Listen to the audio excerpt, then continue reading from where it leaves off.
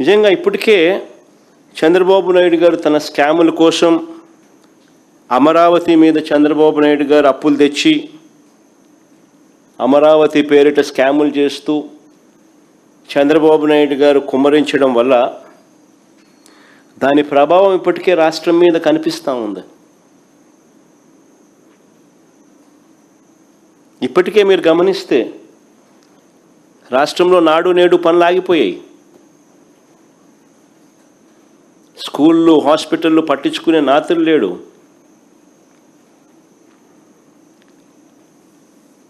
పిల్లలకు ఇవ్వాల్సిన Vidya Deevena, Vasathi Deevena, fee reimbursement, Vasathi Deevena ఆగిపోయింది. ఈ సంవత్సరంతో కలిపితే 10,000 కోట్ల రూపాయలు అవసరమైతే బడ్జెట్లో పెట్టింది 2,600 కోట్లు బకాయిలతో కలిపి. ఆరోగ్యశ్రీ ఆగిపోయింది ఇప్పటికే. ఈరోజు పేపర్లో ఏకంగా బోర్డు తిప్పేసినారు రాష్ట్ర ప్రభుత్వం మీద నిరసన తెలుపుతూ. నెట్వర్క్ హాస్పిటళ్ళు పేదవాడికి ఉచితంగా వైద్యం చేసే కార్యక్రమానికి ఫుల్ స్టాప్ పెడుతూ స్ట్రైక్ కాల్ ఇచ్చినారు. వ్యవసాయం పూర్తిగా దెబ్బతినింది.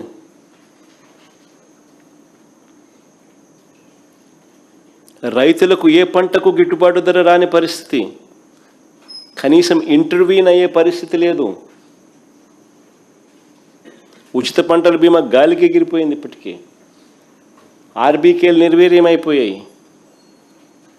ఈ క్రాప్ జరిగిందా లేదా పట్టించుకునే నాతులు లేడు.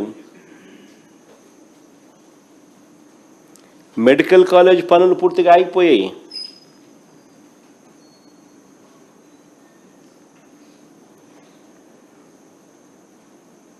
$5,000 కోట్లు ఖర్చు అయ్యేది. సంవత్సరానికి 1,000 కోట్లు పెడితే చాలు మెడికల్ కాలేజీలు పూర్తయ్యే పరిస్థితి నుంచి ఆగిపోయాయి.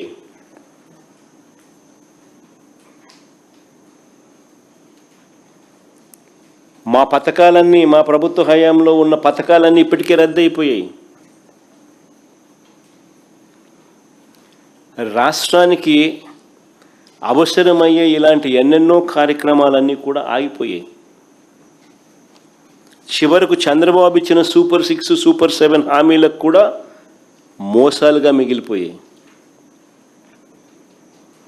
ఇక చంద్రబాబు 1,00,000 ఎకరాల అమరావతికి 2 లక్షల కోట్లు ఎప్పుడు పెట్టగలుగుతాడు?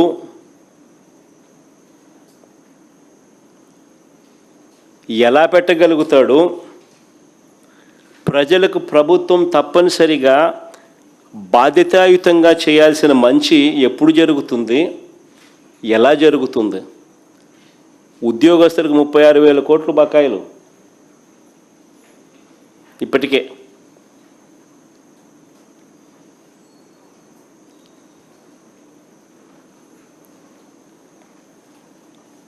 అంటే ఈ చంద్రబాబు గారు తన జీవితం అంతా కూడా ఇక్కడే రోడ్లు,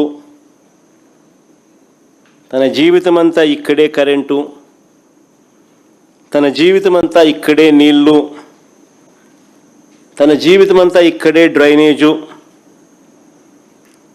జీవితం అంతా అప్పులు చేస్తాడా? అంతవరకు రాష్ట్రంలో ఇలా ప్రజలు, రాష్ట్రము ఇబ్బందులు పడుతూనే ఉండాలా?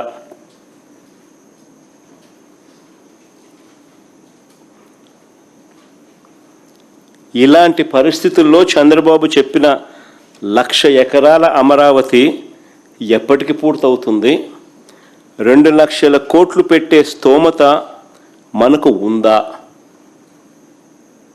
ప్రతి ఒక్కరు ఆలోచన చేయాలి ఈ విషయాలన్నీ కూడా.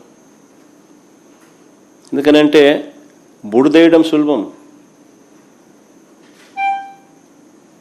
కానీ ప్రాక్టికల్గా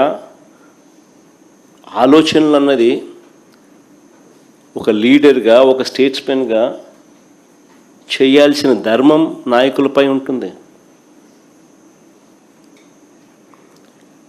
ఈ ప్రశ్నలన్నీ కూడా అడుగుతున్నారనే అసెంబ్లీలో తీర్మానం అంటూ, అది కూడా కౌన్సిల్ను పిలవకుండా తానేదో గొప్పగా సాధించినట్లుగా ప్రజలను పూర్తిగా మభ్యపెడుతూ తాను చేసే స్కాములకు స్టాంప్ వేసుకునే కార్యక్రమం, డైవర్ట్ చేసే కార్యక్రమాన్ని మాత్రమే వాడుకుంటున్నారు. నిజంగా అమరావతిలో జరిగిన స్కాముల గురించి కొన్ని ఉదాహరణలు చెప్తాను నేను. అమరావతిలో టెండర్లు ఒక్కసారి గమనిస్తే 2018లో ఏ పనులు ఎవరు చేశారో 2024లో టెండర్లు రద్దు చేసిన తర్వాత కూడా మళ్ళీ అవే కంపెనీలకు పన్ను దక్కాయి. ఇది నిజంగా అందరూ గమనించాలి. ఇది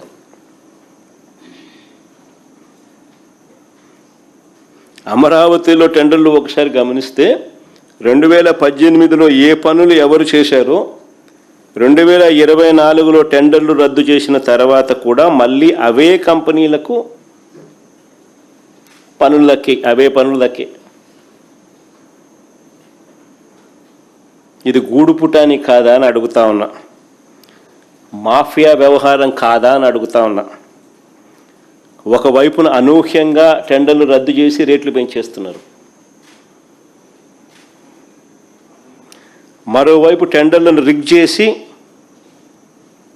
మళ్ళీ వాళ్ళే టెండర్లు పొందుతున్నారు.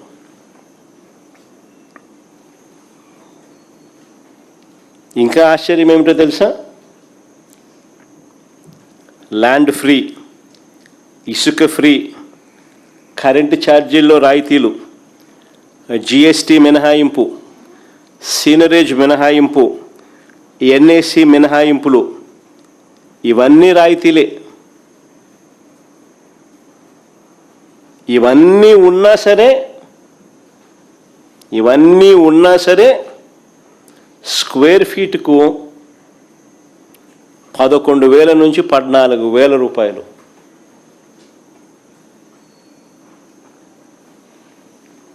చూపిస్తా ఉన్నారు. ఇది భయంకరమైన దోపిడీ కాదా? క్యాపిటల్గా అమరావతి రియాలిటీ సంగతి పక్కన పెడితే,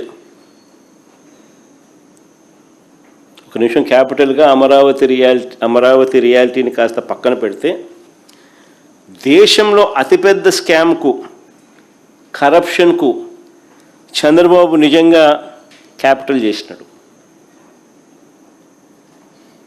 ప్రజల క్యాపిటల్ కదా దేవుడు ఎరుగు, స్కాముల క్యాపిటల్ మాత్రం ఖచ్చితంగా అమరావతిని చేసినాడు చంద్రబాబు. ఒక పెద్ద ఆర్గనైజ్డ్ కరప్షన్ జరుగుతూ ఉంది. ఇప్పుడు మీరే గమనించండి, బెంగళూరుకు వెళ్ళినా, చెన్నైకి వెళ్ళినా, హైదరాబాద్లో ఇటువంటి ఏ మహానగరాల్లో చూసినా కూడా 5 స్టార్ సదుపాయాలతో కట్టిన చోట, రెసిడెన్షియల్ ఫ్లాట్స్, 5 స్టార్ లాబీసు, 5 స్టార్ సదుపాయాలతో కట్టిన చోట కూడా కాస్ట్ పర్ ఎస్ఎఫ్టీ అయ్యే ఖర్చు కట్టడానికి 4,500 రూపాయలు మించదు. కానీ ఇక్కడ మాత్రం, అమరావతిలో మాత్రం 11,000 నుంచి 14,000 రూపాయలు చూపుతా ఉన్నారు.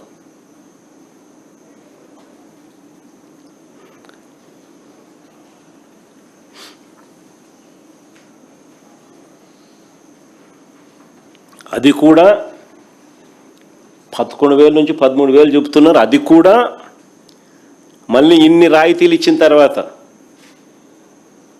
ఇన్ని మినహాయింపులు ఇచ్చిన తర్వాత. ఏమేమి మినహాయింపులు? జిఎస్టీ లేదు, ఇసుక ఫ్రీ, కరెంటు ఛార్జీలు రాయితీ, జిఎస్టీ మినహాయింపు, సీనరేజ్ మినహాయింపు, ఎన్ఏసి మినహాయింపు, ఇవన్నీ మళ్ళా కలుపుకొని, ఇవన్నీ తీసేసిన తర్వాత కూడా స్క్వేర్ ఫీట్ 11,000 నుంచి 14,000 రూపాయలు. మిగతా వాళ్ళంతా ఎన్ని కూడా వేసుకోవాలి. మిగతా హైదరాబాద్లో కానీ, బెంగళూరులో కానీ, చెన్నైలోని కట్టే 4,500 ఇవన్నీ కూడా ఉంటాయి.